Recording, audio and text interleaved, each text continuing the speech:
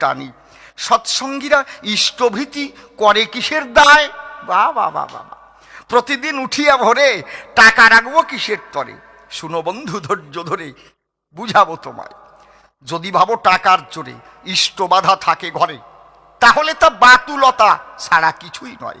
ভক্তিহীনের অর্থদান ব্যর্থতায় হয় অকল্যাণ, সাধনাতে ভক্তি প্রধান ইহা অতি সুনিশ্চয়। তবু প্রতিদিন উঠে প্রভাতে ঠাকুর বললেন কিছু দিতে। সূর্য ওঠার আগে যেন ভাঙে তোমার ঘুম।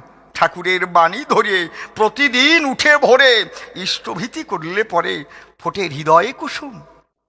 কেন তোমার টাকা আতঙ্ক? ঠাকুর দেননি কোনো টাকার অঙ্ক। সাধ্য মতো যাহা পারো তাতেই ঠাকুর তুষ্ট।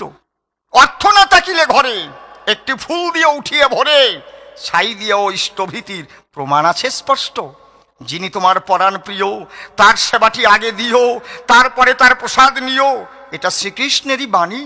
গীতার মধ্যে শ্রীনারায়ণ বলেছেন অর্জুনের সদন, না দিয়া করিলে গ্রহণ তারে চর বলিয়া জানি। না করে যে ইষ্টভীতি শুধু লক্ষ্য নিজের উদর পূর্তি, চৌর্যবৃত্তি বললেন গীতায় স্বয়ং ভগবান।